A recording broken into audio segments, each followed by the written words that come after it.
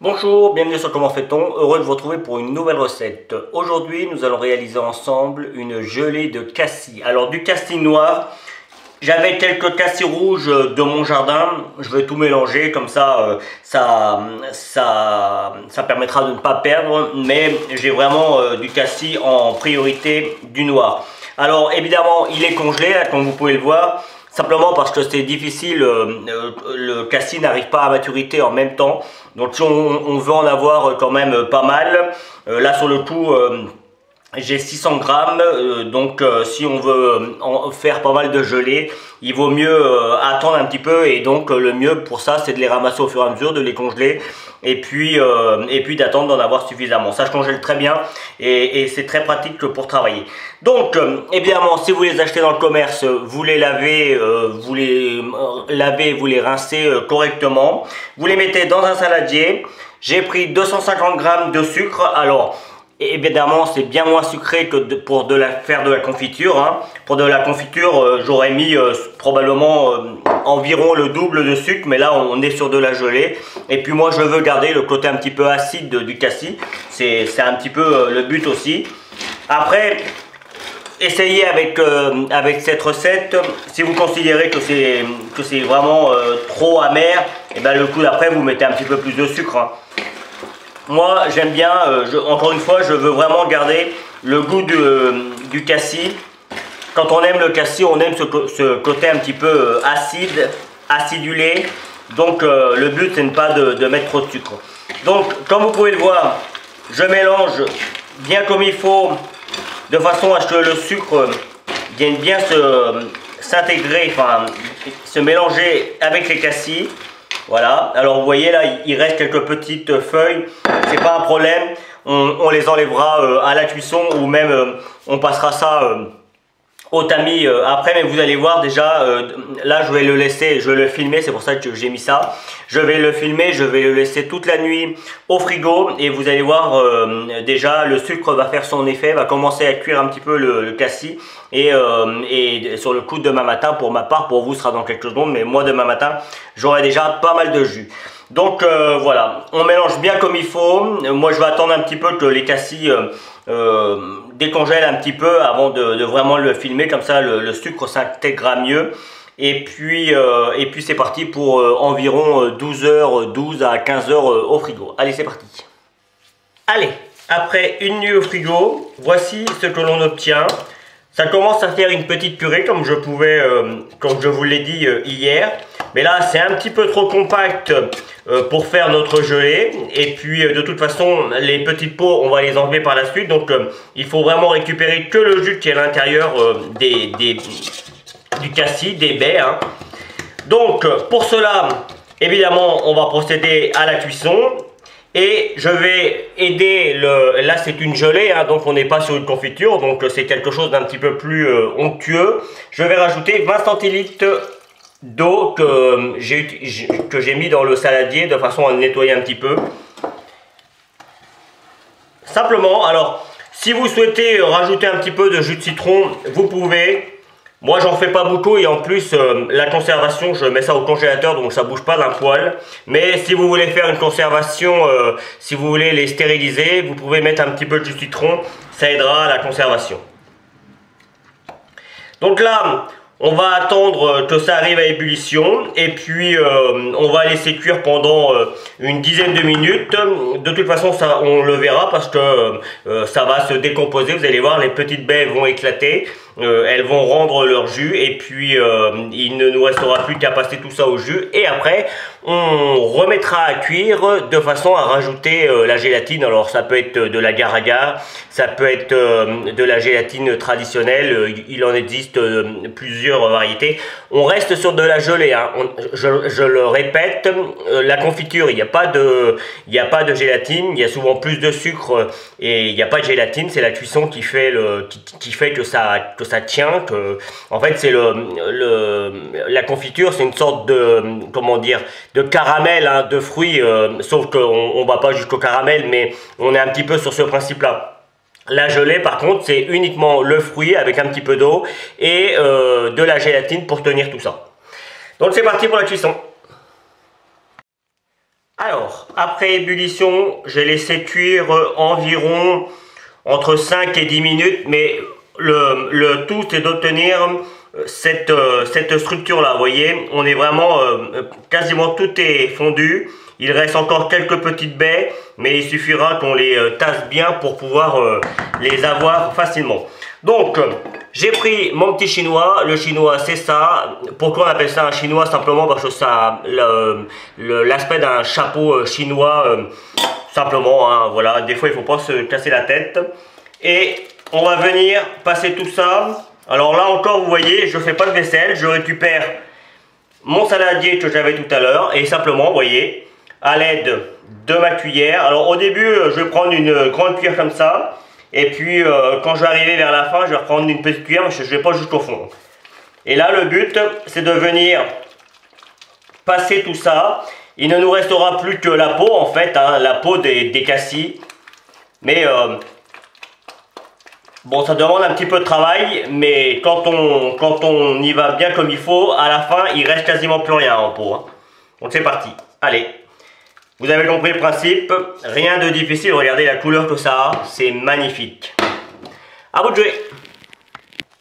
Alors, juste pour info, c'est vraiment important de bien venir, vous voyez, quand il reste, je vais dire la pulpe du fruit, ça c'est vraiment important de bien venir presser, parce que c'est vraiment là, souvent, qu'il y a toutes les vitamines, et puis surtout le goût.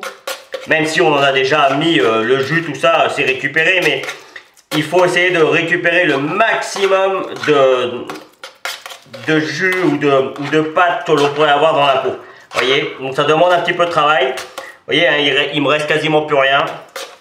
Donc là, je vais encore le faire pendant 5 minutes. Vous voyez, j'en ai récupéré quand même pas mal hein, dans ma casserole. Je vais le faire encore pendant 5 minutes et ça devrait être bon. Voilà, j'ai terminé. Donc, j'ai obtenu à peu près 600 g de jus qui me reste de ma préparation. Donc, j'ai quasiment rien perdu hein, au niveau de la peau et des grains qu'il pouvait y avoir dans mes cassis. Alors, évidemment, ce qui va vous rester avec la peau et les grains, vous pouvez mettre ça dans votre compost. Ça fera un excellent compost. Avec un petit peu de chance, vous aurez des tiges de cassis qui repousseront. Donc, moi, je vais faire une préparation avec ma gélatine. J'ai un sachet, alors je vais pas vous donner la marque, mais le sachet c'est de la gélatine végétale hein, sur le coup. C'est pour un demi-litre de préparation, donc 500 grammes ou 500 millilitres, ça dépend comment vous le voyez, 50 centilitres. Un demi-litre quoi, hein, ça va être plus simple. Donc il faut 3 pour diluer la gélatine, là c'est assez simple, encore une fois c'est de la gélatine à poudre. Et il faut savoir qu'un sachet comme ça, ça correspond à 3 feuilles de gélatine classique. Hein. C'est pour vous donner une indication. Et simplement hop, j'ai mis 3 cuillères à soupe, je le répète, dans mon petit bol d'eau, hein, 3 cuillères à soupe d'eau. Et je vais venir diluer ma gélatine. Voilà. Allez, on va la laisser prendre. Pendant ce temps-là, je vais refaire une petite cuisson. Je vais ramener à ébullition. Donc je vais remonter un petit peu ma température. Voilà. Je vais prendre un petit fouet qui nous servira à mélanger. Regardez comme c'est beau. Qui nous servira à mélanger la gélatine. Et on aura quasiment terminé notre gelée de cassis. Juste une chose, avec ce qui me reste là, je vais le réduire encore un petit peu plus. Je mettrai certainement une feuille ou deux de gélatine et je m'en servirai pour faire un miroir pour faire des gâteaux. C'est très joli, la couleur est très jolie et comme ça on perd rien. Bien, ça fait 3-4 minutes, vous voyez, j'arrive à ébullition. C'est le moment que je choisis pour ajouter ma gélatine. Alors, vous voyez, elle s'est transformée un petit peu, hein, normal, de la gélatine, quoi. Je mets bien tout. Alors, la gélatine, c'est suivant comment on veut qu'elle soit. Hein. Moi, je veux que ça se tienne, mais en même temps, je veux aussi que quand je vais l'étaler sur une tartine, que ça se casse facilement. Donc, il faut en mettre, mais pas trop. Donc après, à vous de voir faites comme moi je fais là dans un premier temps. Et si vous considérez que c'est trop gélatineux, vous en mettez un petit peu moins le coup d'après. Et si au contraire vous considérez que ça manque un petit peu de gélatine, bah, vous en rajoutez un petit peu après. C'est pas plus compliqué que ça. Donc là, je vais mélanger pendant une petite minute. Alors, je vais en profiter pour vous dire, si vous voulez les stériliser, n'oubliez pas de bien nettoyer justement vos pots que vous allez utiliser et bien les stériliser en les passant dans l'eau chaude à plus de 100 degrés. Comment dire, contenant et couvercle, c'est important pour la stérilisation. Et en règle générale, on les laisse sécher soit vous allumez votre four, vous les faites sécher dans votre four, ou alors à température ambiante. Parce que si on utilise un torchon, dans les torchons, même s'ils sont propres, il y a toujours des petites choses et ça pourrait gêner la stérilisation. Ça, c'est des petits trucs à savoir. Moi, je ne fais pas comme ça, puisque comme je vous l'ai dit, je mets tout ça au congélateur. C'est bien plus simple. Je vais mettre ça dans des petits récipients, on peut les sortir comme on veut. Là, c'est pas trop sucré, donc ça va bien congeler.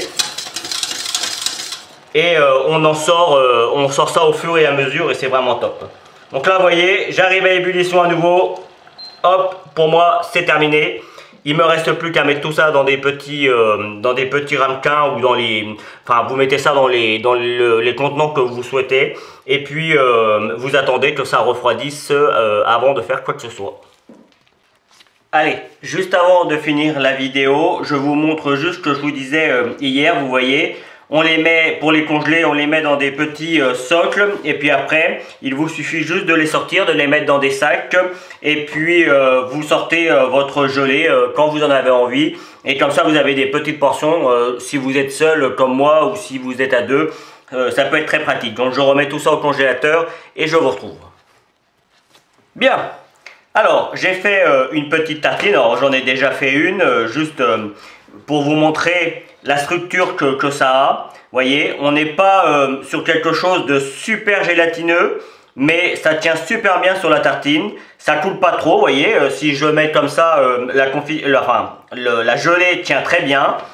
Mais on n'est pas sur quelque chose de gélatineux. Donc moi, personnellement, je trouve que c'est mieux. Encore une fois, si vous voulez avoir quelque chose d'un petit peu plus gélatineux, il vous suffit de rajouter un demi-sachet de plus de gélatine et vous aurez quelque chose d'un petit peu plus gélatineux. Et franchement, vous voyez, si je pose ma cuillère, elle reste dessus, hein, ça tient vraiment très bien. Donc voilà, après, c'est suivant ce que l'on a envie de faire. Mais franchement, là, elle est super top. Vous voyez, elle est nickel. Elle est juste prise. Et on a une couleur surtout qui est magnifique. Et puis je peux vous garantir que moi à chaque fois que j'en mange, ça me rappelle la confiture, la gelée que ma maman me faisait. Alors elle est toujours là, hein, bien entendu, mais le cassis, ça faisait longtemps que j'en avais pas fait parce que j'en avais plus dans mon jardin. Donc du coup, ça faisait longtemps que j'en avais pas fait. Et celle qu'on achète dans le commerce, franchement, ça n'a rien à voir avec celle que l'on peut faire soi-même. On a vraiment des goûts d'enfance qui reviennent. C'est un petit peu notre Madeleine de Proust à nous. Voilà, donc j'espère que ça vous plaira et que vous prendrez beaucoup de plaisir à déguster tout ça. Vous allez retrouver tous mes liens sur la description, hein, je ne vous l'explique plus. Et puis si vous voulez avoir le lien pour vous abonner et pour aller sur mon site www.comenfaiton.com, il vous suffit d'aller encore un tout petit peu plus loin. Et vous aurez également deux autres recettes de confiture tout aussi simples ou de gelée tout aussi simples à faire que celle-ci. A bientôt sur Comment fait-on. Salut!